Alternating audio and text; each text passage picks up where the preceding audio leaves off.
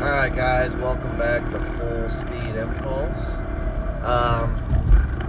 We had actually did this trip last year.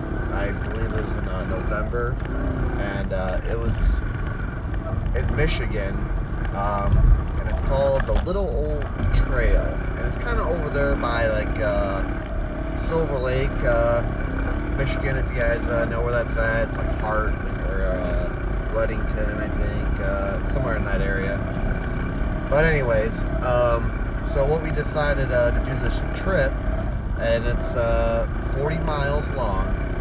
And originally when we started to do this trip, we had said, you know, alright, as long as it's not, 45 degrees, then we'll do it. As long as it's, 45 or warmer, we'll do it. And then it became more like, well, if it's, as long as it's 40 degrees, we just want it to be above 40. But by the time the trip came, the weather was not that great.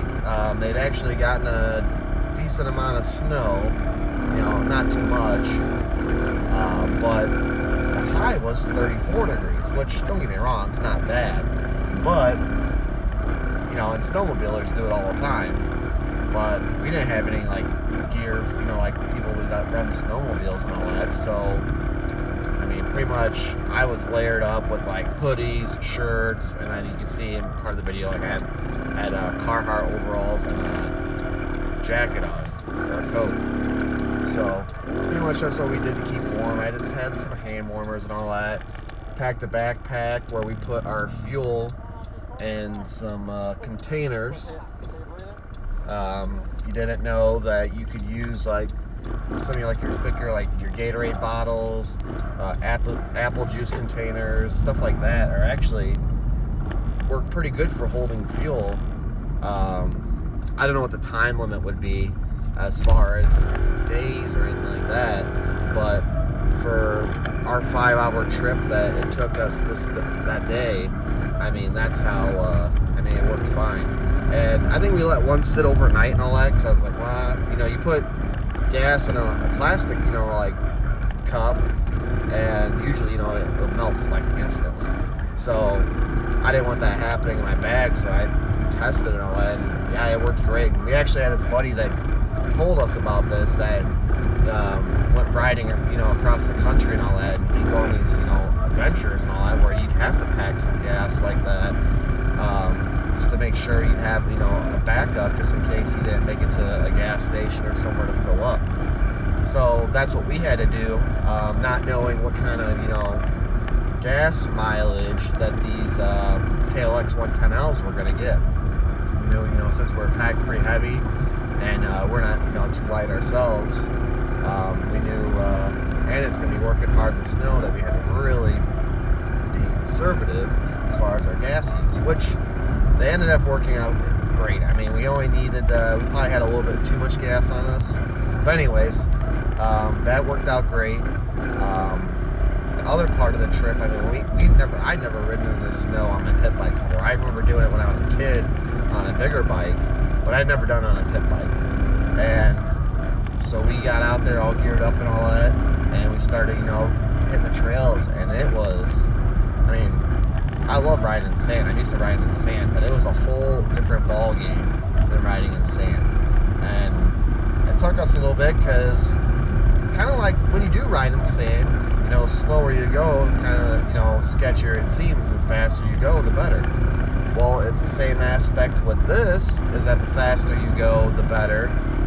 But with this, it's a little different, because underneath the snow, there's dips, on the trail there every time, and that's been filled with water, and it's just ice now. So you don't see the ice, it just literally, you're going over the snow and all that, and you feel your whole bike just start to shift. And you watch the video, like, you'll see my handlebars just like yanking in different directions, because the whole time, I mean, we're just tensed up. I mean, it was a brutal ride for me. We were definitely sore afterwards. I mean, that was 5 hours of riding, and we took little breaks in between and all that stuff. But as the time went on, we had to stop taking so many breaks, because every time we took a break, we were getting colder and colder. We weren't getting warm, and the part of the day was starting to end where we were going to be starting to fight with it being dark. So, I mean, we started really ripping it on the back half. But other than that, I mean, it was an awesome trip. I would probably do it again, just not right away, because it was an awesome experience. If I was going to do it again, I would probably bring more of my, try to get more people to come and all that. Right now, it was just me and my other buddy that did this, and a big thing is making sure your bike's going to be reliable when you do a trip like this, because, I mean, you're really out in the wilderness in this, and then if your bike breaks, it's not good. So thankfully, everything did go good. We did fall a few times, but everything was pretty minor. I did fall once, you'll see in one of these videos, and the peg clipped my shin pretty good. But started riding, kind of forgot about it. I bent my bars. Well, I bent my bars, but I tweaked my front end. But I was able to kind of just put it against a tree and bang them back straight to get the rest of the ride done. Other than that, I mean, it was pretty solid. I mean, I would definitely do it again. Some of the other stuff that we had to do with this trip, I mean, was making sure just like our simple stuff, like our chain was tight and everything like that. And we initially made because we have an open air filter, I tried making something to block the air filter from buildup, but because what was happening is that the snow was getting caked into my shroud, which my open air filter is, which I run a PBR air intake on it, and then because of the motor heat, it would start melting, and then it would soak my air filter, and then it'd start running like crap until it cleared out any moisture that was in the carb, and then pretty much the process would cycle, every so often when I was riding. But, other than that, I mean, everything was pretty good. I know my